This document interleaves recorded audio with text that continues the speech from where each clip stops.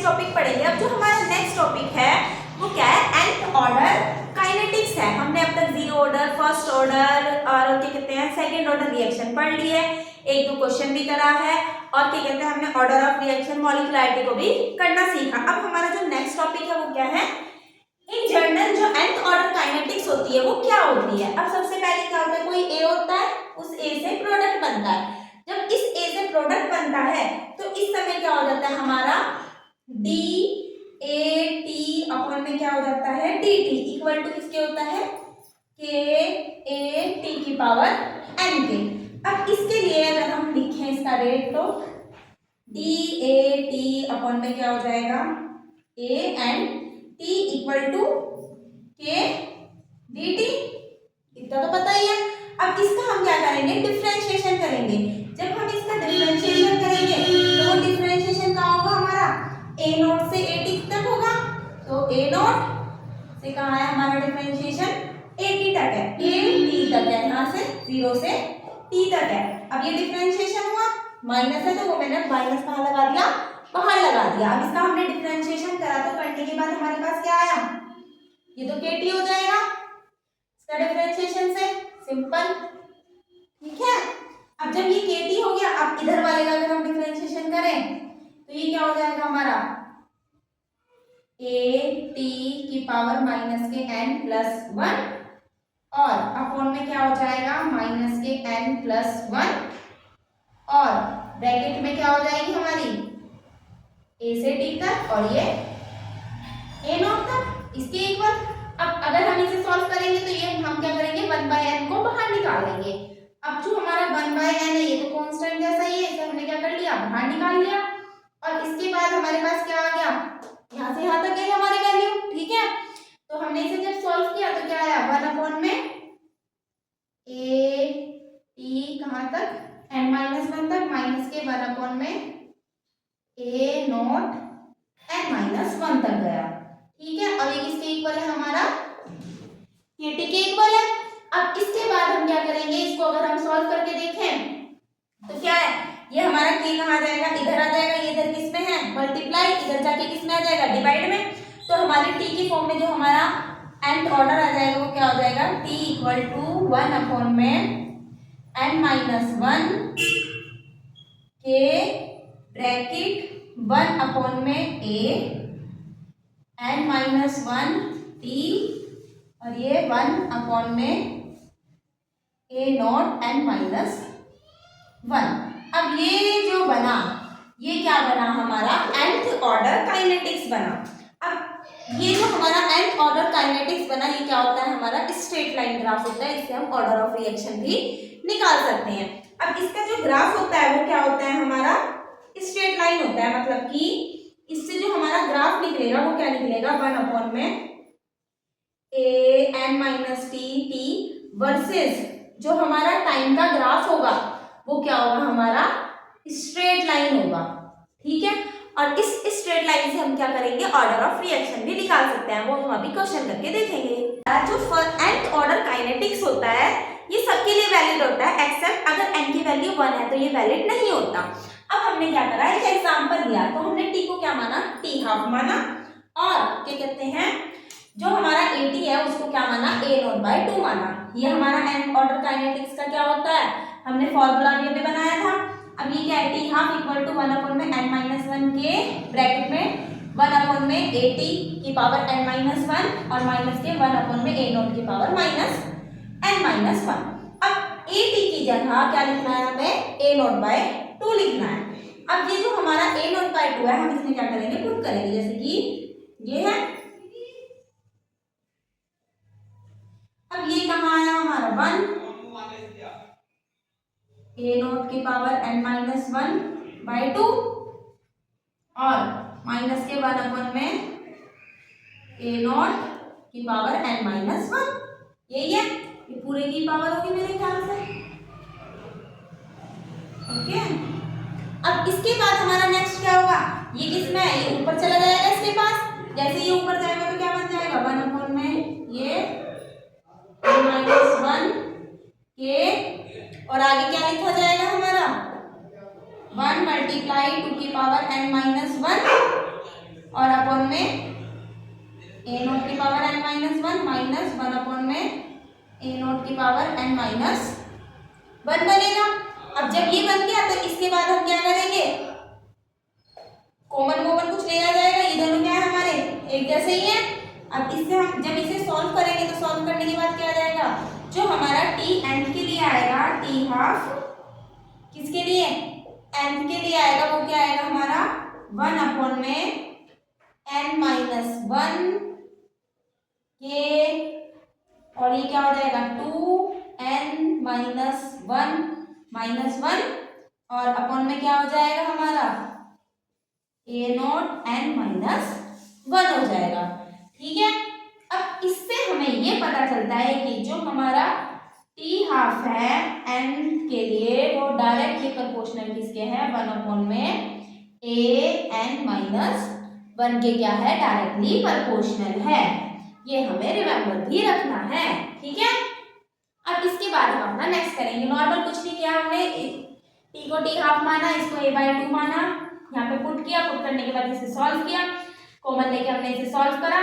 Common क्या लेना है, सिंपल इसमें एलसीएम ही लिया है मैंने, एलसीएम लेके इसे सॉल्व हो जाएगा इजीली, कॉमन छोड़ दो। एलसीएम लेके मैंने इसे सॉल्व किया, इस दोनों का एलसीएम यही आएगा, इसमें 2n माइनस वन आ जाएगा, वहाँ पे वन आ जाएगा। सिंपली हमने सॉल्व किया, सॉल्व करने के बाद ये डायरेक्टली प्रोपोर्शनल किसके आया, a n माइनस वन के आया। अब इसके बाद हम अपने नेक्स्ट क्वेश्चन करेंगे। अब हमारा जो क्वेश्चन है वो क्या है, फॉर अ रिएक्शन ए से प्रोडक्ट बना लिया, वेरिएशन ऑफ कंसंट्रेशन की वेरिएशन है of a with a time is found. A with a time दे रखा है उसने, ए टी की कहाँ तक है, 4 तक है, और ये स्ट्रेट लाइन है वर्सेस टाइम का ग्राफ है। अब इसने हमसे ऑर्डर पूछा है। अब जो हमारा वन अपॉन में टी और की पावर क्या है हमारी 4 है, इससे क्या है 4 इक्वल टू क्या हो गया हमारा n माइनस वन हो गया। अब इससे हमारा n कितना आया 5 आया, माइनस प्लस हो गया। तो ये कौन से ऑर्डर की रिएक्शन है हमारी, फिफ्थ ऑर्डर की। ये कौन से ऑर्डर की रिएक्शन है, फिफ्थ ऑर्डर की रिएक्शन है, क्योंकि यहाँ पे 4 दे रखा था, हमें पता है जो हमारा टाइम फाउंड होता है स्ट्रेट लाइन ग्राफ में, इन दोनों के वर्सेस ग्राफ चलता है, इसकी वैल्यू 4 है, माइनस वन से हमने निकाल दिया, एन कितना आया हमारा 5 आया। अब इसके बाद हम अपना नेक्स्ट क्वेश्चन, हमारा जो नेक्स्ट क्वेश्चन है वो क्या है, t 3/4 और t 1/4 है for a nth order reaction के लिए हमें फाइंड करना है, ए से प्रोडक्ट बना। अब जो हमारा nth ऑर्डर रिएक्शन का फॉर्मूला होता है t इक्वल टू 1 अपॉन में n माइनस वन के 1 अपॉन में A T n minus one minus के 1 अपॉन में A not n minus one होता है। अब उसने हमें t/4 दिया है और t 1/2 दिया है। अब जब t 1/4 और 1/2 दिया है तो हम इस इक्वेशन में पुट करके हम दोनों की वैल्यू को करके रेशियो लेके निकालेंगे। अब जब हम इसे रेशियो लेके निकालेंगे तो कैसे करेंगे,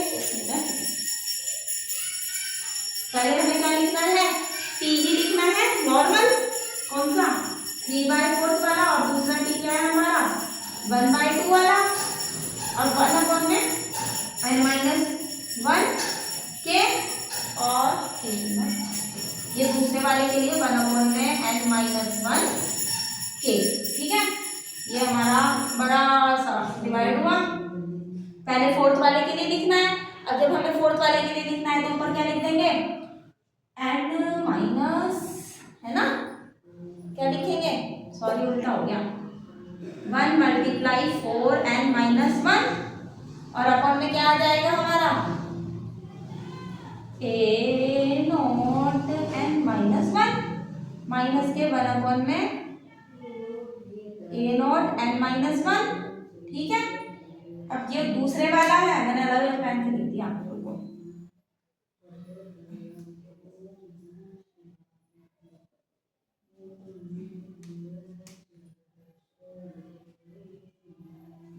दूसरे में क्या आ जाएगा 1 मल्टीप्लाई 2n माइनस वन,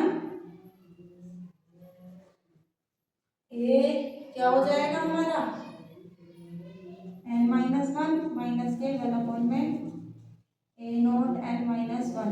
अब जो चीज सेम है उसे क्या कर देंगे हम कट कर देंगे। अब इस रिएक्शन में देखो कि सेम क्या है, जो बिल्कुल सेम है उसे हटा दो, देखो देखो देखो, ठीक है। हमने इतना सॉल्व कर लिया था। अब इसके बाद अगर हम लिखेंगे तो क्या हो जाएगा हमारा t3/4 अपॉन में t1/2 4n माइनस 1 माइनस के 1 अपॉन में 2n माइनस 1 माइनस के 1। अगर हम इसे और थोड़ा सा लिखें तो ये क्या हो जाएगा 2n माइनस 1 माइनस के 1 अपॉन में 2n माइनस 1 और माइनस 1। अब इसे जब हम सॉल्व करेंगे तो सॉल्व करने के बाद हमारा क्या आएगा, एक तो 2 आएगा और यहाँ पे क्या हो जाएगा हमारा n माइनस 1 प्लस 1 और 2n माइनस 1 माइनस के 1 और अपॉन में क्या चल रहा है हमारा 2n माइनस 1 और माइनस के 1। यही तो चल रहा है। अब जो सेम सेम है उसे क्या कर दो, कट कर दो। सेम सेम कौन से हैं, ये और ये। तो जो हमारा t1/4 और t1/2 आया वो किसके इक्वल आया, t3/4 और t1/2 equal to 2n plus 1। ये किसके इक्वल आया, इसके इक्वल आया। यही इसमें हमें क्या करना था, सॉल्व। आंसर भी हमारा लगभग हाँ यही आ रहा है। तो t3/4 t1/2 equal to 2n minus 1 plus 1। अब इसके बाद हम अपना नेक्स्ट क्वेश्चन करेंगे। नेक्स्ट क्वेश्चन है हमें क्या करना है, concentration of reactant after 30 minutes if 20% of reactant is dissociate in first 10 minute of initial concentration of first order reaction. Initial concentration हमें 10 m दी है, हमें कब फाइंड करना है, 30 मिनट पर। और 20% जो रिएक्टेंट है वो डिसोशिएट हो गया था 10 मिनट में, ये भी उसने हमें बता दिया। Concentration of first order reactant की कितनी है, 10 है इनिशियली। अब हमें ये भी पता है कि जो फर्स्ट ऑर्डर रिएक्शन होती है उसमें equal fraction equal percentage of reactant react होती है इक्वल टाइम पीरियड में। जब हम फर्स्ट ऑर्डर का प्रूफ पढ़ रहे थे तब भी हमने ये पढ़ा था कि जो फर्स्ट ऑर्डर रिएक्शन होती है इक्वल फ्रैक्शन में equal percentage of reactant react होता है इक्वल टाइम पीरियड में। अब इससे हमें ये पता चलता है कि जो हमारे शुरू के फर्स्ट 10 मिनट थे उसमें क्या हो गया हमारा 80%, 20% तो डिसोशिएट हो गई, तो हमारा 80% ऑफ 10n वो कितना आया हमारा 0.8 आएगा या फिर 8 आएगा, 8 आया। ठीक है। अब इसके बाद हमारा नेक्स्ट क्या है, हमें कंसंट्रेशन कब पता करनी है, आफ्टर 30 मिनट में। तो हम लिखेंगे कंसंट्रेशन ऑफ रिएक्टेंट आफ्टर कितनी 30 मिनट पर। अब 30 मिनट पर हमारी कंसंट्रेशन कितनी हो जाएगी, 8 इंटू 0.8 मल्टीप्लाई 0.8। अब जब हमने इसे सॉल्व करा तो कितना आया, 8 इंटू 0.64। अब इसकी मल्टीप्लाई करेंगे जब हम तो कितनी आ जाएगी, कर लो भाई, 8 × 16 के 32 512 पॉइंट कहाँ गया 5.12। ये क्या आई हमारी कंसंट्रेशन आई। ठीक है। अब इसके बाद हम अपना क्या करेंगे, नेक्स्ट करेंगे, इतनी आई वैल्यू। अब जो हमारी कंसंट्रेशन आई वो कितनी आई 512 mi आफ्टर 30 मिनट्स के बाद। अब इसके बाद हम क्या करेंगे, अपना नेक्स्ट क्वेश्चन करेंगे। क्वेश्चन है हमें ऑक्सीडेशन ऑफ सर्टेन मेटल का oxidation is formed to obey a equation. एक इक्वेशन को फॉलो करता है टो square alpha t plus beta, where जो हमारा टो है वो थिकनेस ऑफ ऑक्साइड फिल्म की थिकनेस है एट टाइम टी पर। अल्फा और बीटा जो हमारे हैं ये क्या है, कांस्टेंट है। Find the order of reaction, हमें इस रिएक्शन का क्या फाइंड करना है, ऑर्डर फाइंड करना है। पहले हम रिएक्शन लिखते हैं अल्फा टी प्लस बीटा। अब हम इस इक्वेशन का क्या करेंगे बताओ, डिफरेंशिएशन करेंगे। जब हम इस इक्वेशन का डिफरेंशिएशन करेंगे तो क्या आ जाएगा हमारा 2 टो मल्टीप्लाई डी टो अपॉन में dt और इक्वल टू क्या हो जाएगा हमारा अल्फा प्लस 0। अब इसके बाद हमारा जो टो आएगा वो क्या आ जाएगा, जो डी टो अपॉन में dt है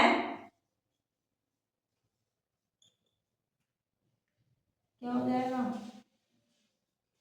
1/2 हो जाएगा।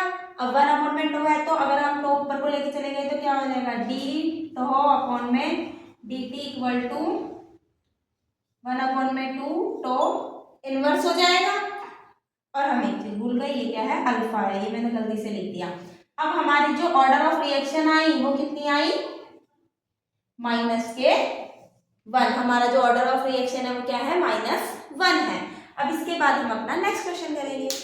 हमने इसमें कुछ नहीं किया, सिंपल डिफरेंशिएशन किया, डी टो alpha d t plus beta 2 तो डी टो अपॉन में डी टी अल्फा प्लस वो तो कांस्टेंट ही है 0।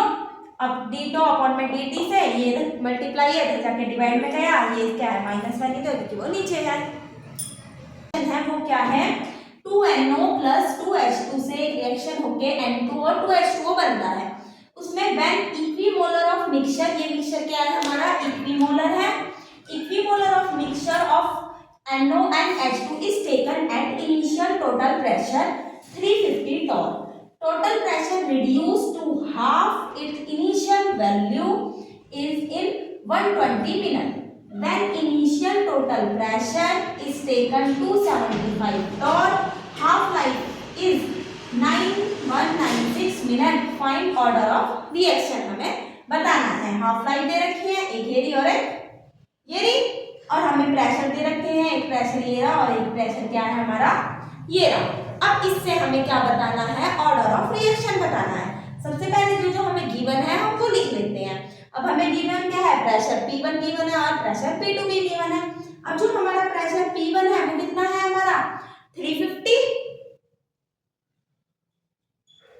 टॉर, और जो हमारा P2 है वो कितना है 275 टॉर। ऐसे ही जो हमारा टाइम है, हाफ लाइफ टाइम जिसे हमने कहा है वो कितने कितने मिनट है, एक तो हमारा कितना है 121 मिनट है और दूसरा कितना है 121 मिनट और दूसरा 196 मिनट। अब हमें इसमें प्रेशर दे रखा और टाइम दे रखा है तो इससे हम क्या कर देंगे, रिलेशन से हम निकाल देंगे प्रेशर P1 अपन में, मतलब कि T हाफ ये वाला T हाफ कौन सा 196 अपॉन में T हाफ कौन से वाला 121 मिनट वाले को, और जो हमारा प्रेशर हो जाएगा वो कितना हो जाएगा P2 अपॉन में P1। अब इससे हम निकाल देंगे 196 और इसकी पावर क्या हो जाएगी n-1, 196 अपॉन में 121 इक्वल टू 275 अपॉन में, एक मिनट,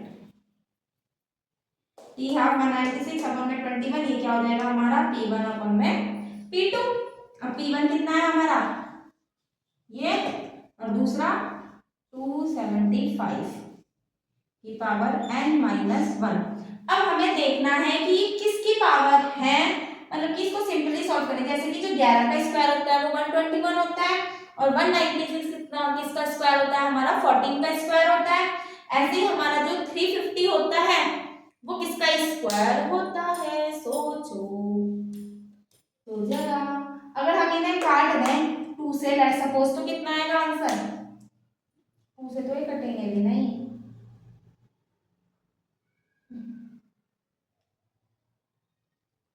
करके देखते हैं एक बार।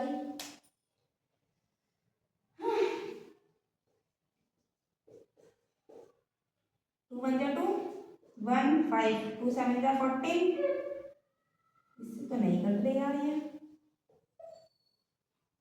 और किसी से काट के देखो तो हम देखें।